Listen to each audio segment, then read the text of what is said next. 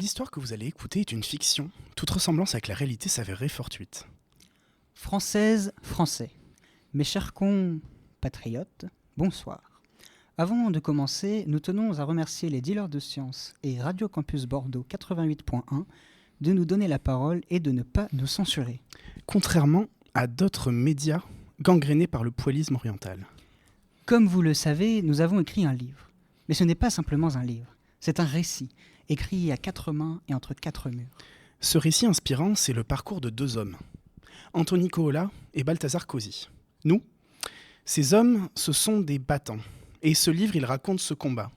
Des dizaines de jours, des centaines d'heures entre les barreaux froids d'une prison grise, l'innocence, les deux pieds dans le vide, sur l'échafaud. Nous avons vécu l'enfer, et ce livre vous le raconte. Le toucher froid du sol rugueux de la cellule, l'odeur de Clara, ma femme, imprimée sur mon foulard, le goût réconfortant, doucement umami des yaourts. La vue, toujours la même, celle de mon fils, Loulou, sur l'unique table basse. Et enfin, le son insupportable de mes congénères condamnés, la lie de la société, l'engeance du diable en personne, du démon Gorgon. Pas comme nous petits anges innocents. Pour vous présenter notre chef d'œuvre, nous avons demandé, et payé très cher, à plusieurs amis, experts dans leur domaine, de présenter des parties extrêmement intéressantes de notre œuvre. Ils seront avec nous ici même dans une vingtaine de minutes. Mais puisque nous sommes le sujet le plus important, revenons à nous. Nous avons écrit un livre, donc, un excellent livre. Tu sais, Anthony, j'ai écouté un livre un jour, en Colombie. Après 1h30 de balade à cheval, je ne savais pas qu'un livre pouvait avoir un tel goût. Mais, voyons Balthazar, ça ne se mange pas un livre. Ah oui, excuse-moi, c'est mon fils. Il raconte des conneries des fois, ça me reste dans la tête. Quelle indignité! Ce livre est un chef-d'œuvre d'inventivité, une véritable anthropologie de la prison de la santé. Je pense qu'il devrait être implémenté au programme scolaire. Ah, j'ai totalement oublié.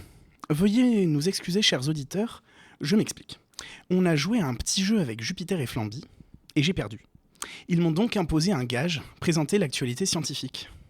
Laissez-moi vous aider. Par quoi commençons-nous ? Eh bien, l'Académie des sciences appelle à un changement de cap pour le projet de finance de la recherche française. S'il manque d'argent, il faut qu'ils aillent voir en Libye. J'ai des contacts. Je ne suis pas convaincu par l'idée, étant donné là où ça nous a menés. En tout cas, ils appellent à reconnaître la recherche et l'enseignement supérieur comme, je cite, des investissements stratégiques pour le futur de la nation et non des variables d'ajustement budgétaire. Oui, logique. De plus, de nombreux pays concentrent plus de 3% de leur PIB dans la science, alors qu'en France, on est plutôt en train de la passer au Karcher. Déjà que 2025 a vu passer un paquet d'annulations de crédit, 2026 semble mal parti pour rehausser le tir. Mais attends un peu, on va rester dans la finance. Mais j'ai trouvé un sujet qui va te plaire. Oh, laisse-moi deviner, on parle de soirée échangiste ? Non. De yaourt ? Non, De petite taille de talonnette ? non, toujours pas. De fraude ? Ah oui, oui, oui. Incroyable, je suis trop calé sur le sujet. Là, tu sais me parler. Et alors, tu savais que la fraude fiscale coûte 6 à 10 fois plus à la France que la fraude sociale ? Elle atteindrait 80 à 120 milliards d'euros par an, tandis que la fraude sociale plafonnerait à 13 milliards. Attends, tu es en train de me dire que les assistés ne sont en fait pas ceux que l'on croit ? Et non, depuis 1990, la France multiplie les actions contre la fraude sociale. Les bénéficiaires sont peu à peu traités d'assistés ou de tricheurs. Pourtant, sur 13 milliards de fraude sociale, seuls 4 semblent réellement imputables aux bénéficiaires de prestations sociales. C'est même plus d'un Français sur 3 qui ne bénéficie pas des aides auxquelles il a droit. C'est fou ça. Et moi, à quoi j'ai le droit ? T'as déjà un super bracelet électronique. Oh, c'est nul, ça m'avance pas à grand-chose. Comme a dit un grand homme, be you, be proud of you, because you can do what we want to do. Scooby-Dooby-Doo ! Vous prononcez superbement bien l'anglais, mon cher. Et justement, ça chauffe en Amérique. Mais apparemment, ce n'est plus de notre faute. Depuis peu, le mois d'octobre, selon le Washington Post, le site de l'Agence américaine de l'environnement, et pas pour les intimes, ne mentionne plus la responsabilité humaine dans le changement climatique. Et ça, c'est grave. Mais alors, c'est quoi maintenant la cause ? Les éruptions volcaniques et les variations de l'activité solaire, paraît-il.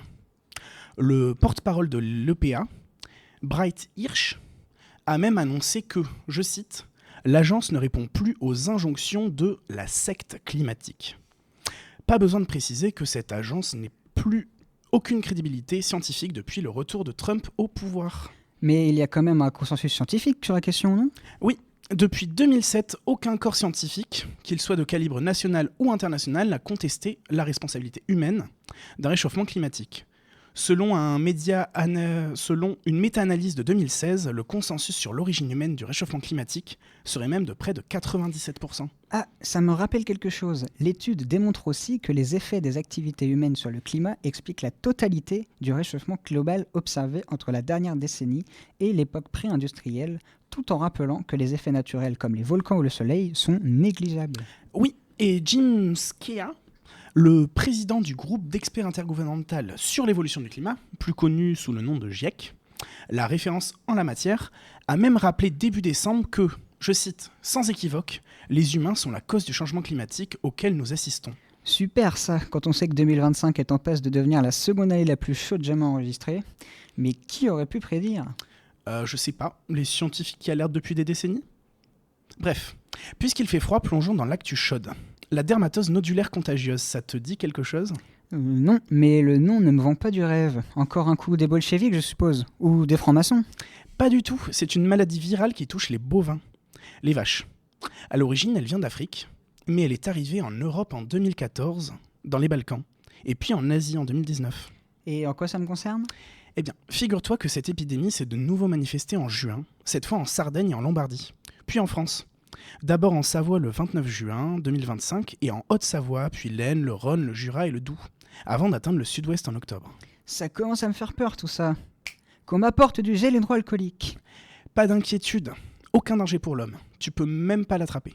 Par contre, les bovins, c'est autre chose, la maladie est très contagieuse. Ce sont les piqûres d'insectes hématophages, comme les mouches ou les taons, qui propagent la maladie à travers les troupeaux. Une fois contaminés, les bébêtes ont la fièvre, une chute de la lactation, des nodules apparaissent sur la peau et les muqueuses. C'est donc elles qui ont donné leur nom à la maladie. Merci Captain Obvious. En tout cas, 10% des bêtes semblent en mourir. Mourir, c'est pas facile. Oui, en quelque sorte, oui. Mais ce qui n'est pas facile, c'est aussi de savoir comment gérer cette épidémie. Actuellement, il y a de grosses manifestations d'agriculteurs. Ils critiquent notamment la gestion de l'épidémie par les services publics. Ah oui, actuellement, il y a un abattage systématique des élevages. Un désastre pour les troupeaux concernés. Oui, mais les portes s'ouvrent suite aux contestations. La ministre de l'Agriculture a proposé une campagne massive de vaccination. Rassure-moi, l'épidémie ne touche pas le Japon. Je ne supporterai pas de passer 24 heures sans mon bœuf wagyu quotidien. Et sur son lit de caviar, monsieur. Tu ne trouves pas, toi, que la truffe a un meilleur goût quand elle est financée par l'argent des Français? C'est sublime, oui. Et as-tu déjà essayé avec l'argent étranger? Genre l'argent Stop, russe? chut, stop. On va plutôt appeler notre premier ami, non? Tu as peut-être raison. Accueillons donc notre première invitée, Florine, membre des Dealers de Sciences, qui interviewe Florent Paclet, enseignant-chercheur à l'INCIA, le campus neurosciences de Bordeaux. Il va nous parler du contrôle sensorimoteur hybride. J'ai pu voir que vous étiez enseignant-chercheur et que vous travaillez à l'Institut des neurosciences cognitives et intégratives d'Aquitaine au sein de l'équipe qui travaille sur le contrôle sensorimoteur hybride. Est-ce que vous pourriez me présenter un petit peu plus en détail vous-même et puis votre travail de recherche? Ouais, donc bah, moi, c'est Florent Paclet. J'ai fait un cursus STAPS à Mhm. Grenoble en tant qu'étudiant. J'ai fait un master recherche là-bas et puis j'ai fait une thèse de biomécanique à la base, donc avec des modèles musculaires, musculo-squelettiques pour évaluer en fait les tensions musculaires dans les muscles mobilisant les doigts de la main et le poignet dans un but clinique, en fait, pour des gens qui ont subi des chirurgies réparatrices, des choses comme ça. Après, j'ai fait un postdoctorat aux États-Unis dans un laboratoire de contrôle moteur. Donc, c'était à Penn State, Motor Control Lab, pendant 2 ans. Et je suis revenu passer les concours en France. J'ai eu le poste donc, de maître de conférence à Bordeaux, donc STAPS pour les cours et INSIA pour la partie recherche. Et actuellement, donc je suis en train de préparer ce qu'on appelle la HDR, habilitation à diriger des recherches, afin de pouvoir encadrer des doctorants, puisque c'est un diplôme français, franco-français, la HDR, qui est au-dessus du doctorat, et tant qu'on ne l'a pas, on ne peut pas encadrer officiellement de doctorants. D'accord. Donc, Est-ce que voilà. vous pourriez me dire un petit peu plus en détail ce que c'est la neuroscience? Alors, On ne dit pas la neuroscience, on Les dit les neurosciences. neurosciences. Ouais. Ouais, on dit les neurosciences, mais c'est normal, il y a beaucoup encore d'étudiants qui font la confusion, même dans les cursus STAPS, où on parle des neurosciences. Et en fait, les neurosciences, c'est un ensemble de disciplines, en fait. Ça étudie tout ce qui est système nerveux central. Alors, nous, on a un leitmotiv un peu dans l'équipe, c'est qu'on essaye de ne plus dire cerveau, par exemple, parce qu'on se rend compte que les processus, en fait, ils sont répandus un peu partout et il y a, même dans la communauté des chercheurs, des personnes qui pensent que tout est top-down, on appelle ça. Donc, ça part du haut et ça descend. Mais il y a quand même pas mal de chercheurs qui ont montré dans le temps là, il y a des processus moteurs, par exemple, qui naissent dans la moelle épinière. D'accord. Donc, on va essayer de parler de système nerveux central dans sa globalité, avec chaque partie a ses fonctions. Mais nous, on essaie de dire ça comme ça. Donc voilà, et ça regroupe des études chez l'homme, chez l'animal. Et, euh, et en fait, on essaie de revenir du modèle animal vers l'homme, en fait. Le but étant de trouver les fonctionnements, les fonctionnements du système nerveux central de l'homme. Et périphérique aussi, système nerveux périphérique. D'accord. Donc, vous travaillez également sur le contrôle du mouvement et comment il dépend des retours sensibles et moteurs, comme par exemple la chaleur, les décharges électriques ou même les pincements. Est-ce que vous pourriez nous expliquer un peu comment ça fonctionne et quelles sont les voies neuronales impliquées? Alors, on parle, nous, de retour sensoriel. Parce D'accord. que retour sensible, la sensibilité, on va dire, ça peut être psychologique, Mhm. ça peut être la sensibilité à la douleur, par exemple. Mais le retour sensoriel, c'est une information qui est captée par un capteur sensoriel et qui revient au système nerveux central. Donc ça, c'est ces retours sensoriels. Alors, les retours sensoriels, oui. Les retours moteurs, non. En fait, le système nerveux ne fonctionne pas comme ça. Le système nerveux, il envoie des informations motrices. Il ne sait pas ce qui se passe. Il balance des informations motrices. Et en fait, le résultat de l'action est donné par tous ces capteurs qui sont donc des capteurs sensoriels qui vont informer ce système nerveux central de l'état de ce qui se passe après avoir envoyé une fonction motrice. Et en fait, on a un bouclage sensorimoteur comme ça qui fait qu'on peut avoir des mouvements précis sur tout ce qui. Ça peut être automatisé, ça peut être volontaire, ça peut être contrôlé en ligne, on appelle ça, donc en temps réel, ou ça peut être comme un lancer de ballon, par exemple. On jette un ballon, une fois qu'il est lancé, on voit ce qui se passe après et on corrige le mouvement a posteriori du résultat. Donc, on va dire que on a ce fonctionnement-là où on tourne toujours dans le même sens. Système nerveux central envoie des informations motrices. L'information motrice modifie l'état de la personne. Et l'état de cette personne est renvoyé au système nerveux central par les informations sensorielles. D'accord. Très bien. Euh, Ça va, je suis assez clair. Vous me dites si je suis pas très clair, hein. Si, si, vous en faites pas, si, si. Euh, dans vos travaux de recherche, j'ai pu voir que vous essayez de reproduire des boucles sensorimotrices pour des patients qui possèdent des prothèses. Est-ce que c'est exact? Alors, nous, dans l'équipe, on a plusieurs thématiques et chaque enseignant-chercheur ou chaque chercheur, puisqu'on est une équipe où finalement je suis le seul enseignant-chercheur dans une équipe de chercheurs CNRS. Donc, moi, j'ai 50% d'enseignement, 50% recherche. Les autres sont à 100% recherche. Donc, ils vont beaucoup plus vite que moi sur certains aspects. Et on va dire que on va s'occuper de tout ce qui est fondamental et pratique. Dans les aspects fondamentaux, donc moi je suis dans l'équipe où je travaille majoritairement sur des modèles qui sont, alors moi j'ai fait de la bioméca dans ma Mhm. thèse, là je fais de la neuroméca. Donc Mhm. en plus des modèles musculo-squelettiques, on va brancher des réseaux de neurones qui représentent ce qui est l'activité naturelle des neurones dans la moelle épinière. En fait, nous on va Mhm. se cantonner à ce bloc-là, moelle épinière et système squelettique, musculo-squelettique. Et en fait, comment la moelle épinière va envoyer une information simple, il va y avoir un retour sensoriel, et comment ce retour sensoriel, en fait, va être pris en compte par cette moelle épinière avec un réseau de neurones un petit peu complexe quand même, et comment il va être modifié, plus lent, plus rapide, plus précis, etc. Et donc ça, c'est vraiment le fondamental. Derrière, pour que les amputés profitent de ça, on a une autre partie de l'équipe qui s'occupe en fait de tout ce qui est contrôle naturel de prothèse. Mhm. Et pour l'instant, le retour sensoriel, nous, dans l'équipe, on n'a pas fait encore de retour sensoriel. Donc, la partie les gens qui s'occupent de tout ce qui est contrôle naturel de prothèse, ils vont en fait s'occuper du mouvement de l'épaule et avec alors ce qu'on appelle un réseau de neurones artificiels. Donc, ça, c'est, on va dire, c'est du machine learning. Mhm.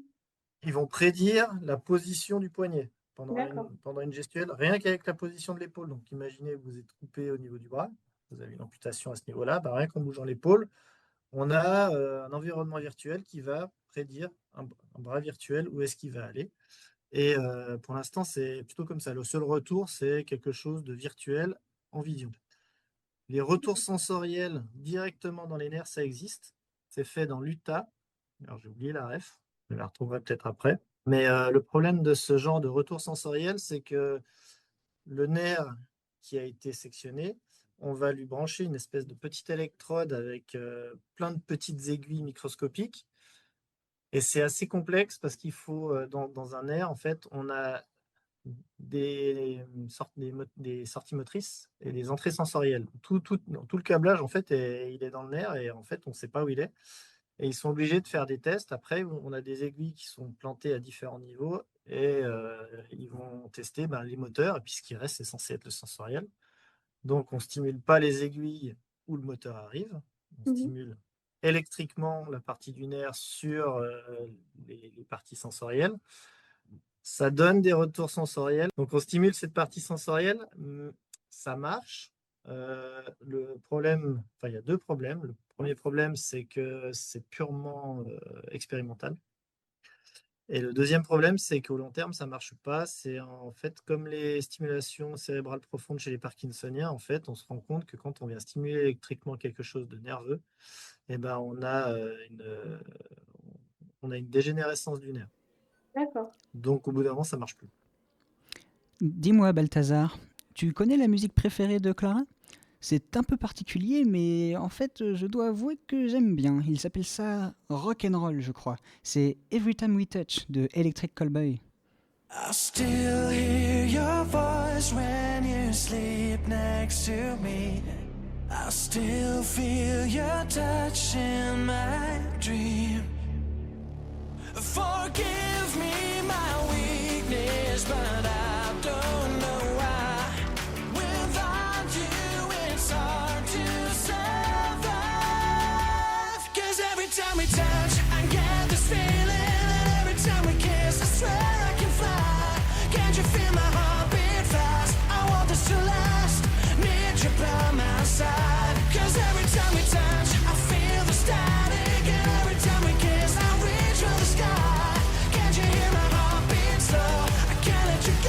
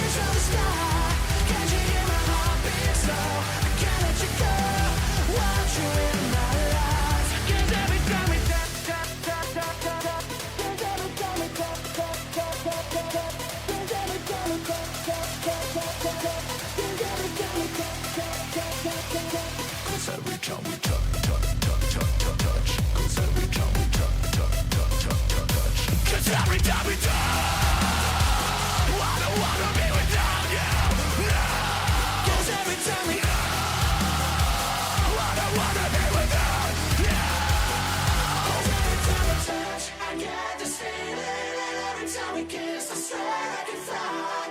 Can't you feel my heart beat fast? I want this to last. Need you by my side. 'Cause every time we touch, I feel the static. And every time we kiss, I reach for the sky. Can't you hear my heart beat slow? I can't let you go. Want you in my life.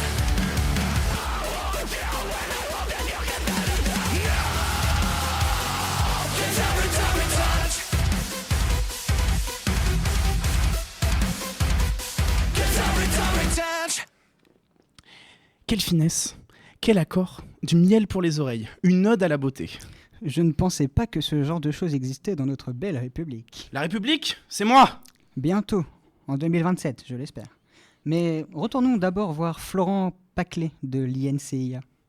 Est-ce qu'il y a un lien entre le toucher ou même juste le fait de plus serrer un objet parce qu'il est plus lourd et certains de nos réflexes? Ben, en fait, en soi, c'est déjà une activité réflexe. On peut Mhm. parler, la frontière entre une activité automatisée et une activité réflexe, elle est floue en fait, parce que, par exemple, pour un sportif de haut niveau qui va devoir exécuter une tâche, un geste technique par exemple qui est très très rapide, et ben ce geste technique, il peut pas se permettre d'y réfléchir pendant trop longtemps. Il faut qu'il ait une activité qui soit ultra rapide. Donc, par entraînement, on vient renforcer les connexions synaptiques nécessaires à ce geste. Mhm. Et en fait, ben, on automatise. On D'accord. automatise ce geste. Donc, en automatisant, ça devient quasiment un réflexe. Un tennisman qui voit arriver une balle, il frappe dedans. Mais il sait s'il doit la mettre à tel endroit, qu'il doit faire un coup lifté, un coup coupé, ou avec un effet ou sans effet, avec une force plus ou moins importante, etc. D'accord. Et ça, ben, la vision de la balle, quand il arrive, il va prédire le geste. Et au moment où il tape dans la balle, il a une petite fraction de seconde où il y a quand même une petite activité réflexe qui vient réguler en fait le mouvement. Mais c'est une activité inconsciente. Nous, on essaie de faire pas mal de choses sur les processus inconscients.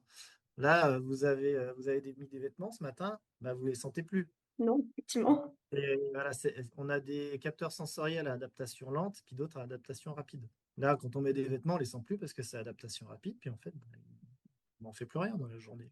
À part s'ils nous gênent, ou si on a chaud, si on a chaud, on transpire, il colle un peu plus, donc on s'adapte, puis on enlève le vêtement, etc. Mais on ne les sent plus. D'accord. Donc, on n'a plus conscience qu'on a des vêtements. Et heureusement, parce que si on avait conscience de tout ce que nos capteurs sensoriels donnent comme information au système nerveux central, on deviendrait fou. Effectivement. On ne pourrait pas tout gérer, c'est pas possible. Est-ce que, par exemple, le fait que certaines personnes soient un peu plus sensibles, par exemple, alors moi je vais par exemple prendre l'exemple du bruit ou notamment le toucher par rapport aux vêtements, est-ce que c'est potentiellement un dérèglement au niveau de nos capteurs sensoriels? Non, après, les gens, on n'est pas tous égaux les uns face aux autres par rapport à la qualité de nos capteurs sensoriels. L'exemple typique, c'est l'audition ou la vision. La vision, il y a des gens qui sont daltoniens. Donc, en fait, sur 3 cônes présents dans l'œil, il leur en manque un. Donc, ils ont une vision incomplète. Il y a des gens, ils sont monochromatiques aussi, ou achromates. Il y a des gens, ils voient en noir et blanc. Donc, on n'est pas tous égaux face à la qualité de nos capteurs sensoriels, quels qu'ils soient. Et c'est pour ça qu'il y a des gens qui vont être meilleurs dans un certain sport, d'autres meilleurs en peinture, parce il y a même des gens, ils sont comme les oiseaux, ils sont tétrachromates. Donc, ils ont 4 types de cônes dans la vision. Et c'est des mutations génétiques qui sont en fait de plus en plus présentes. D'accord. L'artiste apparemment qui est connu pour faire des tableaux que seuls les gens qui sont tétrachromates peuvent apprécier, sinon on ne voit rien de spécial. D'accord, je savais pas du tout. C'est comme des gens qui naissent avec 6 doigts, il y a des gens qui naissent avec un cône en plus dans les yeux. Tous les oiseaux quasiment sont tétrachromates. Ils ont bien meilleure vision que nous. D'accord. Eh bien, une information en plus alors. J'ai une dernière question. Euh, Est-ce que vous pourriez potentiellement expliquer le sens du toucher et les zones du cerveau qui sont impliquées dans le sens du toucher ou pas? Alors, quand on parle du toucher, c'est assez, on va dire, c'est assez réducteur. C'est un langage commun qui est assez réducteur parce que le toucher en lui-même, on va parler de somesthésie. D'accord. Et la somesthésie, ça va être les capteurs de pression, les capteurs de contact, profonds, superficiels, et dans la somesthésie, on a aussi la kinesthésie, qui est en fait la kinesthésie, c'est, on va dire, les organes sensoriels de la kinesthésie. Ce sont les fuseaux neuromusculaires et les organes tendineux de Golgi, donc qui vont donner la longueur du muscle. C'est des petits capteurs dans le muscle qui donnent la longueur du muscle, la vitesse de raccourcissement du muscle, une vitesse en fait de fonctionnement du muscle. Et en fait, c'est les plus importants parce qu'on définit l'importance du sensoriel par rapport à la taille on va dire, du retour du faisceau nerveux sensoriel qui est connecté à ce capteur. Et en fait, les plus gros faisceaux sensoriels, ce sont les faisceaux connectés aux fuseaux neuromusculaires. Et par exemple, pour la douleur, c'est des capteurs de type 4 et avec des vitesses de conduction ridicules. Donc là, une fois qu'on a senti la douleur, c'est très tardivement par rapport à toutes les informations sensorielles qu'on peut avoir. Et donc, ces informations sensorielles, il y en a plein qui sont utilisées de manière inconsciente. En fait, le fuseau neuromusculaire, c'est quand vous allez chez le médecin, il vous tape sur le devant du genou, puis ça vous fait bouger. Là. Ça crée une boucle rapide sensorielle de 5 millisecondes qui fait qu'on remonte, en fait, le fuseau neuromusculaire se déclenche, vitesse de raccourcissement du muscle à cause du petit tap-tap, là. Ça remonte à la moelle épinière et ça refile directement dans le neurone moteur qui vient contrôler le muscle dans lequel est le fuseau, parce qu'en fait, le fuseau a dit « Ah, ça s'étire, danger !» Il envoie l'info. Et le muscle, il dit on va vite contracter pour contrer la force qui est en train de nous étirer. Et on ne voulait pas qu'on s'étire. Donc ça, c'est des choses qui sont inconscientes. Et après, on a des choses qui sont conscientes. Mais là, on est, quand ça remonte à la conscientisation, on est sur des cortex somatosensoriels primaires et secondaires, par exemple. Et cette sensation, elle est toujours associée à quelque chose qu'on a connu, donc cortex pariétal associatif. Et là, c'est l'exemple typique. Alors ça, c'est pour la douleur, on se rappelle de certaines douleurs, mais ce qui parle le plus, c'est vous sentez une odeur, ça vous rappelle le gâteau que votre grand-mère elle faisait quand vous étiez petite. Et ça vous remet dans le contexte de c'était l'été, ma grand-mère elle faisait un gâteau, j'étais en train de jouer, puis les arbres en fleurs, puis j'ai vu un papillon. En fait, l'odeur, c'est une info. Et vous allez l'associer à tout ce qui s'était passé au moment où vous avez eu l'info les premières fois et ce qui vous rappelait parce que votre cerveau va faire une association de ce qui se passe autour de vous. Pour les douleurs, il y a des gestes qu'on ne veut plus faire parce qu'on sait que ça va nous faire mal. C'est ce qu'ils appellent chez les kinés, quand on fait de la rééducation, j'ai perdu le nom, mais en fait, c'est la peur du mouvement. Vous dites, vous êtes fait mal au cou, vous dites, je ne peux pas aller plus loin. Ah non, ça me fait mal. Le kiné, il vous prend le bras, il vous parle de la pluie et du beau temps. Voilà, vous avez gagné 40 degrés. Parce que vous étiez contracté. Et puis, le fait de voir qu'à ce moment-là, ça faisait mal si on passait cette limite, votre cerveau a déjà mal. Pas le capteur, le cerveau qui a mal. Là, pour le coup, c'est le cerveau, le système nerveux supérieur. D'accord, très bien. Écoutez, j'ai plus aucune question. Merci d'y avoir répondu. Je vous en prie.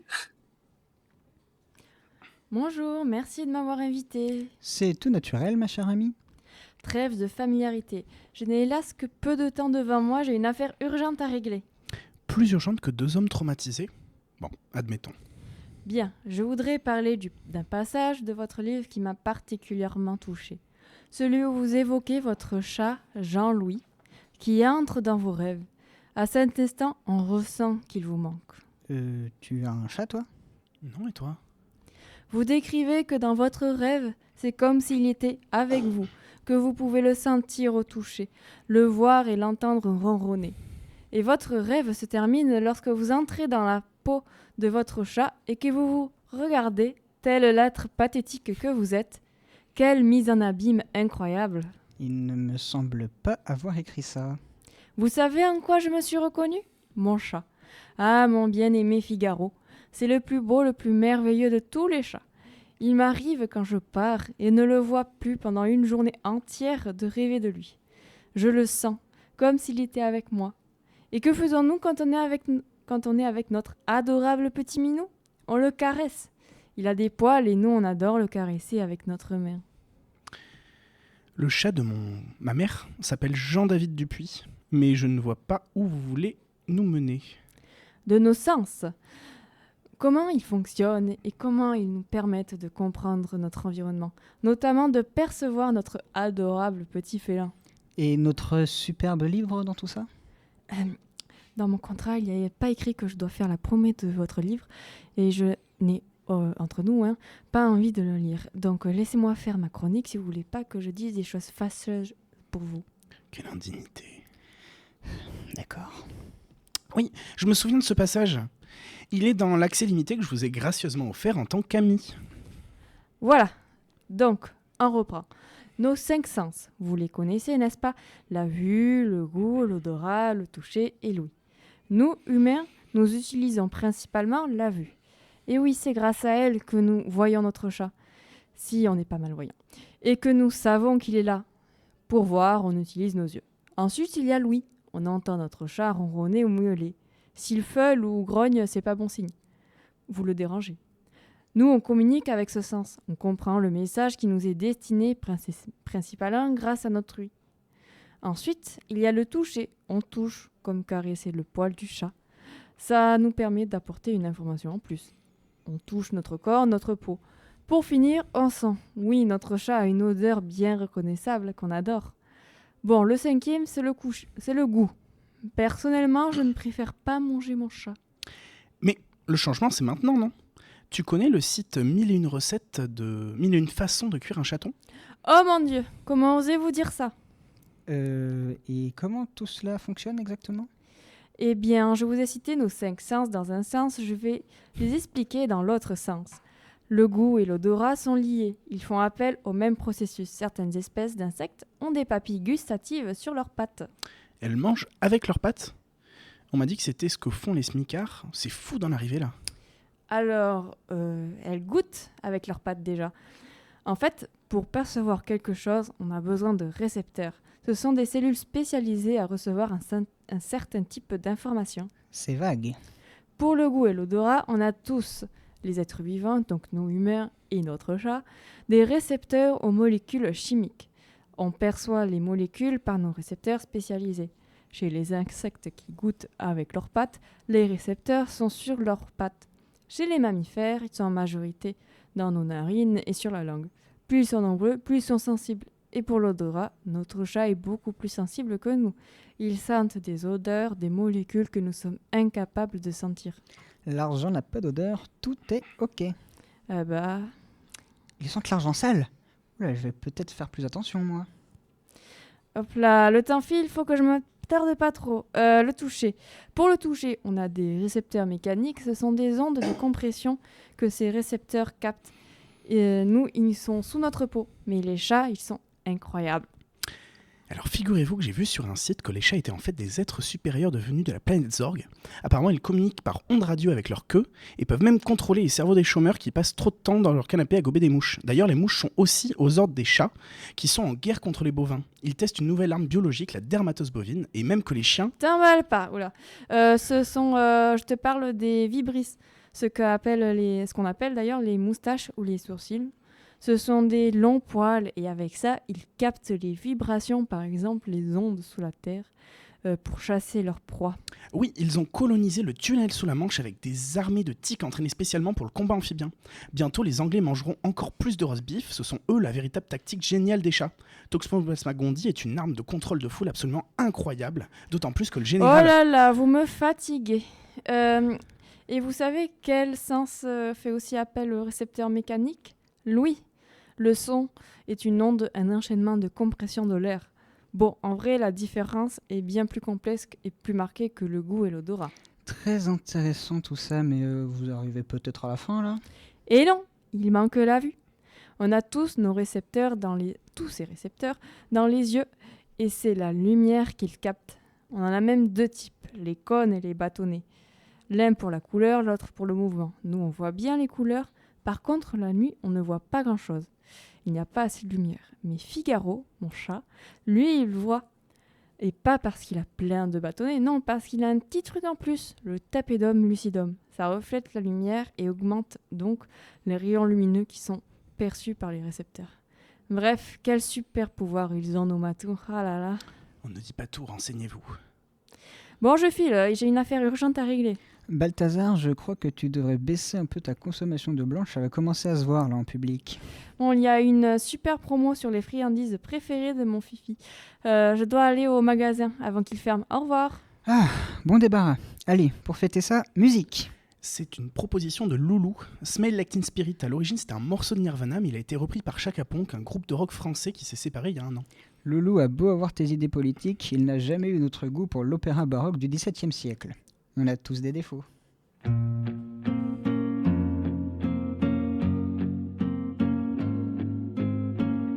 Load up on guns, bring your friends. It's fun to lose and to pretend she's overboard, self-assured. Oh no, I know a dirty word. Hello, hello, hello, hello.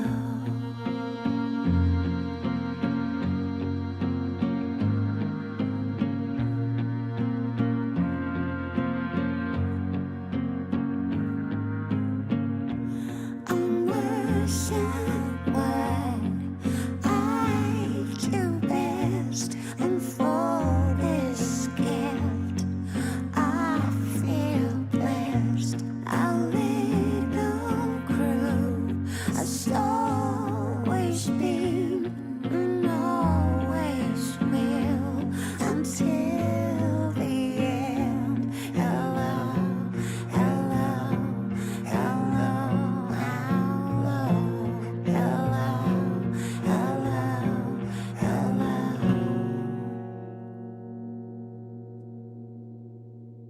With the lights out, it's less dangerous. Here we are now. Entertain us. I feel stupid and contagious. Here we are now. Entertain us.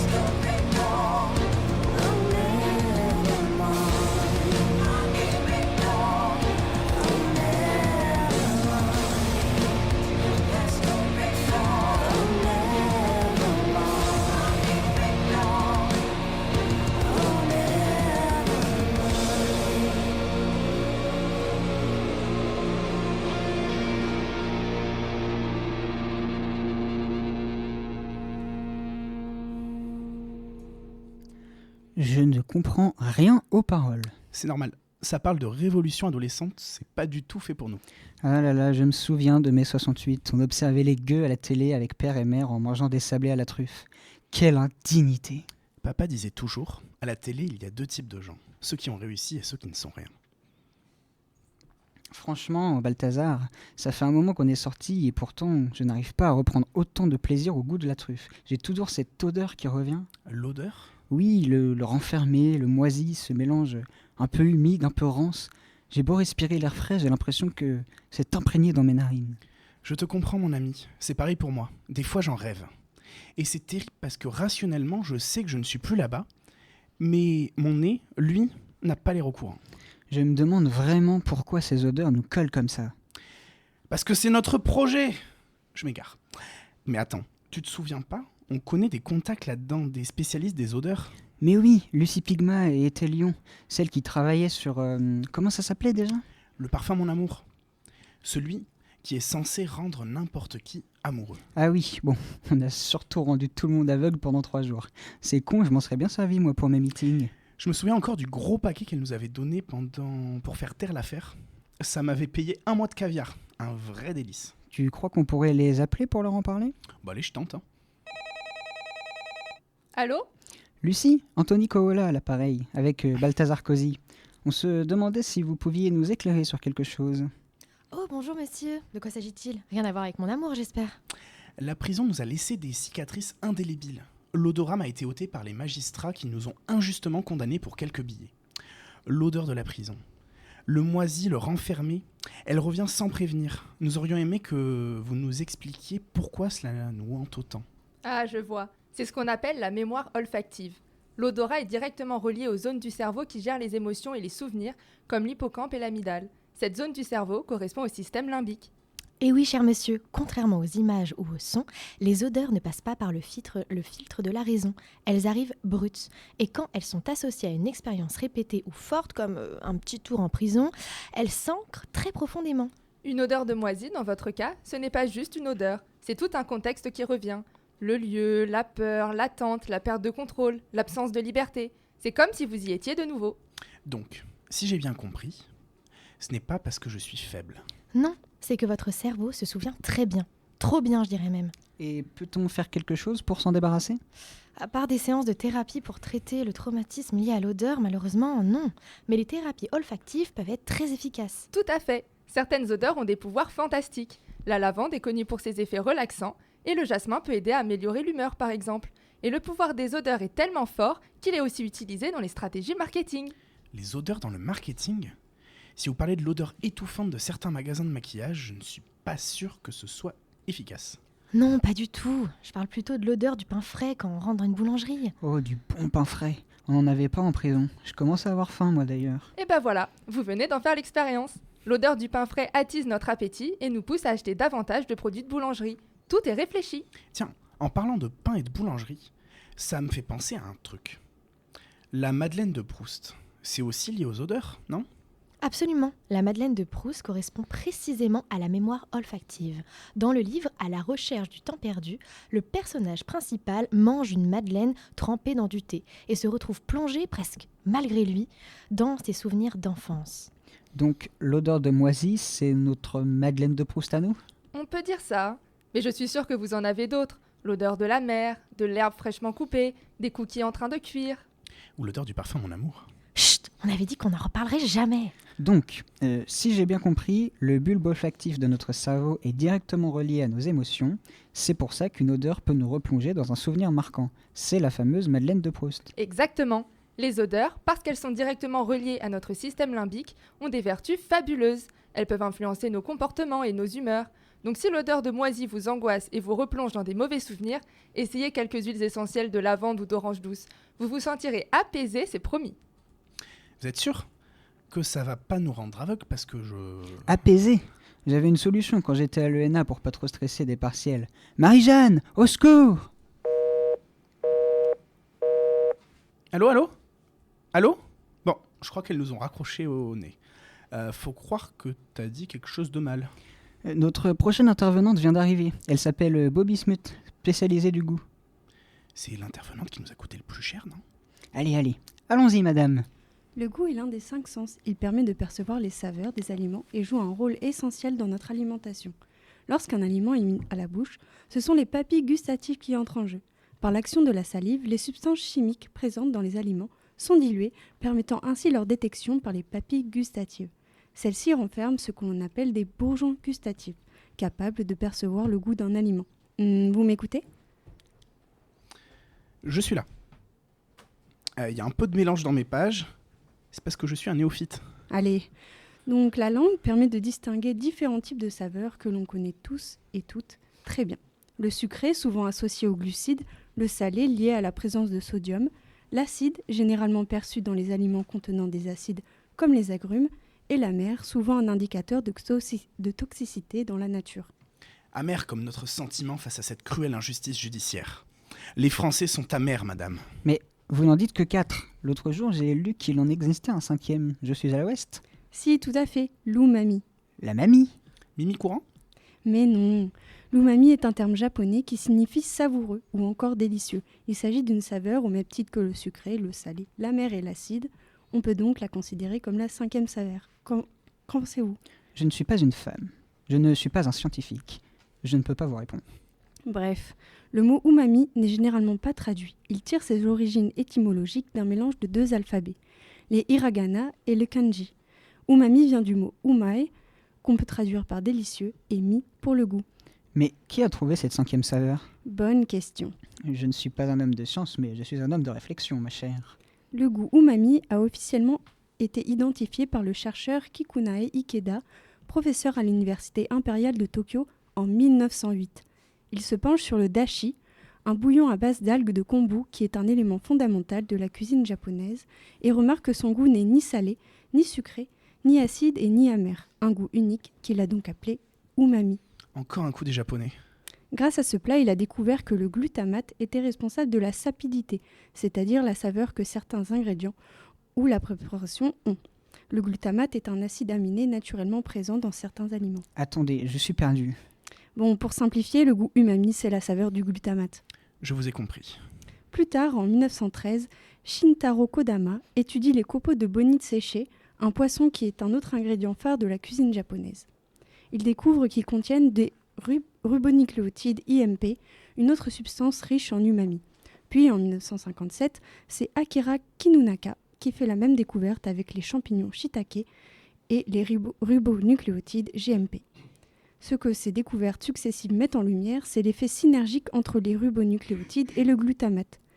En effet, les études des scientifiques japonais montrent qu'en combinant plusieurs aliments riches en glutamate ou en ribonucléotides, les effets de l'umami sont décuplés.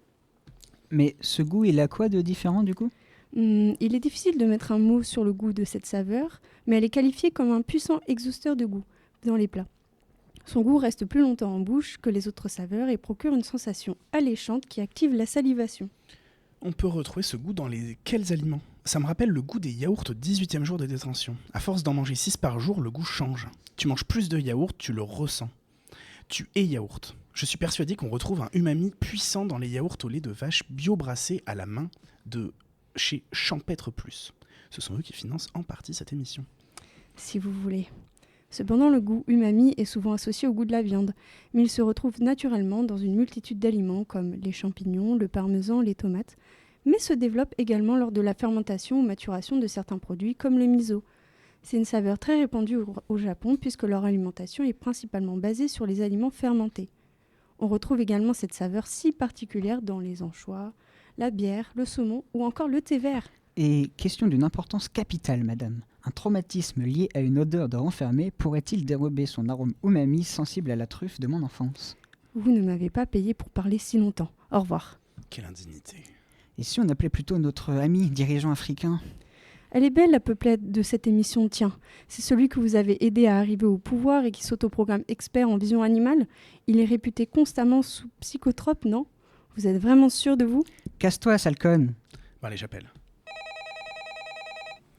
Bonsoir tout le monde, je suis Thibaut Babimbi et je suis un expert en vision animale. Mon but va être de vous prouver qu'aucun animal ne voit la même chose et qu'il existe une diversité énorme d'yeux et de modes de vision. Effectivement, chaque... Ah non, hein ! Pas une abeille, je déteste ça. Sortez-la, sortez-la. Mais non, je suis venu vous expliquer comment se voit le monde. Et croyez-moi, c'est super d'être une abeille. Visiblement, déjà, t'arrives à me voir, vu que tu m'as pas évité. Certes, j'arrive à voir, mais je ne vois pas si bien les détails, tu sais. Avec mes 5 yeux composés de milliers de vasettes, je ne vois pas bien ta petite tête. Par contre, je sais super bien dès que tu bouses. Bon, au moins tu arrives à voir où je suis. T'auras pu m'éviter. Mais pourquoi fonces-tu sur les fleurs? C'est parce que je les vois toutes brillantes. Pour moi qui vois dans l'ultraviolet, ces fleurs ressemblent à des néons en pleine nuit. Par contre, je ne vois presque pas les couleurs roses. Du coup, j'utilise beaucoup mon odorat. Bon, il fait des années. Je dois m'en aller. Salut! Ok, cette abeille était très étrange, mais bon, passons. Nous disions que chaque animal a sa propre perception de... Oh, un petit chat. Bonjour, ta petite. Ah, sale bête. Ne me touche pas, humain. Je vois tes sales mains en forme de saucisse, même dans cette nuit noire, et ça me dégoûte. C'est pas très gentil. Et depuis quand un chat, ça parle d'ailleurs? Depuis que ça vient dans ton émission pour expliquer que nous, les meilleurs des meilleurs, nous pouvons voir quasiment dans le noir, grâce à notre pupille et notre membrane spécifique qui réfléchit et amplifie la lumière. Donc tu peux toujours voir ma magnifique Porsche bleue dans la nuit. Ta Porsche, oui, même si je préfère ne pas la voir. Par contre, sa couleur, non. La nuit, je ne vois tout qu'en nuances de gris. Mais je peux toujours voir à 260 degrés pour attraper de délicieuses souris. Et c'est l'heure de manger. Et voilà parti pour aller attraper une ou deux souris pour son repas. Bon, peut-être que je vais pouvoir avancer sur la vision des animaux. Non, personne. Donc la vie... Oh non, pas encore. Et bonsoir tout le monde. J'ai vu que vous faisiez une chronique sur la vision animale et j'ai pas pu me retenir de foncer vous voir. Bah, vous gênez pas. Et comment ça, vous nous avez pas vus? Je vous ai pas vu, moi, et pourtant j'ai de très bons yeux. C'est normal, j'étais en vol stationnaire à 1500 mètres d'altitude. Tu imagines? Ça fait 5 fois la tour Eiffel. C'est grâce à ma super acuité visuelle, 8 à 10 fois supérieure à la tienne, que j'ai pu te voir à cette distance. C'est super, non? Ouais, c'est génial. Mais ça peut être génial plus calmement. Mais avec cette acuité visuelle, tu peux toujours te défendre d'attaques plus proches de toi? Oui, car je ne possède pas une, mais deux zones de vision ultranet dans chaque œil. L'une des zones m'a permis de te voir et l'autre me permet de surveiller mes côtés. En plus de cela, je peux percevoir plus de couleurs que vous. N'est-ce pas formidable? Oui, c'est formidable. Eh oh, pas la peine de hurler, tu vas faire peur à mon repas. En plus, je me le fais tous voler par un chat roublard. Oui, on l'a déjà vu celui-là. Allez, au revoir tout le monde, je vais aller chercher mon repas pour ce soir. Bonne nuit! Bon, puisque je sais que je serai interrompu dans tous les cas, je vais attendre que notre nouvel invité arrive.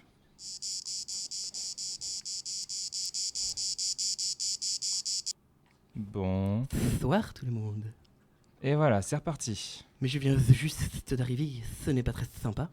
En plus, vous êtes d'un lumineux, c'est incroyable. Comment ça, je suis brillant? J'ai avalé un truc avarié? Mais non, mon cher, c'est juste que je peux voir dans les rayonnements infrarouges grâce à mes faussettes thermosensibles.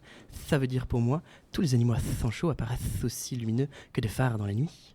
Ça veut dire que même immobile et caché derrière une surface laissant passer la chaleur, tu peux me voir? Exactement. Pour moi, le monde n'est fait que de zones chaudes et froides, de contrastes thermiques. T'es donc un véritable petit radar infrarouge naturel. Tout à fait. Bon, il est temps pour moi de vous laisser pour aller chercher à manger. De délicieuses souris sont en chemin et je ne veux laisser mon assiette à ces rapaces de malheur. Salut! Mais ils sont tous quelque chose avec les souris, c'est pas possible. Bon, nous arrivons au bout de cette chronique, donc je vais devoir vous laisser. N'oubliez pas le plus important, regarder c'est interpréter le monde selon ses besoins, et à travers les yeux des animaux, on comprend une chose essentielle. Il n'existe pas une seule réalité, mais des millions de façons de l'apercevoir. T'as peut-être fait une connerie en l'appelant celui-là. Ouais, j'avoue. Chers auditeurs, nous tenions à vous présenter nos excuses pour ce passage quelque peu malencontreux. Oubliez ça, et écoutons le passage sans doute le plus important. Oui, vous en rêviez et nous vous avons écouté. Nous serons en dédicace dans la région bordelaise ces prochaines semaines dans de nombreux événements pour vous présenter notre chef d'œuvre, notre bébé. Venez nous rencontrer sur le terrain. Selfie, dédicace, nous serons là sur place pour vous écouter et surtout pour parler. Objectif 2027, les frères. Merde, nous avions pas raccroché. Bien, et maintenant notre coordinatrice de campagne, Alba Ladur, va maintenant vous présenter le programme de nos prochaines dédicaces bordelaises. N'hésitez pas à venir nous rencontrer à ces événements passionnants. Si vous avez la chance d'avoir un peu de temps libre pendant les fêtes, voici quelques activités qui pourraient vous intéresser. Tout d'abord, vous pouvez dès à présent et jusqu'au 3 mars observer une exposition photo gratuite intitulée Les Mal-Aimés sur les murs de la maison éco-citoyenne. Elle expose depuis le 2 décembre les photos de Bastien Campistron, qui a décidé de mettre en valeur les animaux habituellement vus comme des nuisibles dus aux perturbations qu'ils peuvent engendrer sur les écosystèmes. Dans cette exposition, vous pourrez les voir sous une autre facette. Mais vous avez quoi tous avec les animaux aujourd'hui ? Bon, également, pour continuer sur la fibre artistique, vous pouvez prendre part à l'Odyssée lumineuse au parc bordelais du 12 décembre au 11 janvier. Là-bas, vous pourrez être émerveillé par des illuminations diverses et assister à un spectacle de lumière créant une atmosphère d'aurore boréale. Même plus besoin d'aller en Scandinavie pour ça. Ne loupez donc pas ce spectacle observable de 18h à 22h du lundi au dimanche. Les places coûtent 13 € pour les adultes et 11 € pour les enfants. Nous serons sur place le 24 et 25 décembre pour les dédicaces, mais aussi pour offrir l'entrée de l'événement aux 3 premiers électeurs venus pour une dédicace. Enfin, pour les passionnés des étoiles, direction la bibliothèque de Mériadec pour une exposition intitulée Des étoiles dans les yeux et préparée avec soin par l'Université de Bordeaux dans le cadre du label Science avec et pour la société. Vous pourrez, autour d'activités ludiques et interactives, explorer le thème de l'astronomie et le métier d'astrophysicien. Vous plongerez également dans l'histoire de l'astrophysique bordelaise. Alors foncez, vous avez jusqu'au 3 mars 2026 pour découvrir tout ça. Vous, les étoiles, Anthony, ça vous intéresse beaucoup, non ? En fait, je ne suis pas scientifique. Enfin, en apparence, parce qu'on peut faire des parcours. Le mien était littéraire par ma formation et par mon métier. Mais en réalité, ce qui me fascinait, c'était les sciences et notamment l'astrophysique. Je suis comme ça, ceux qui me connaissent le savent, dans une obsession de ce que représente le système solaire.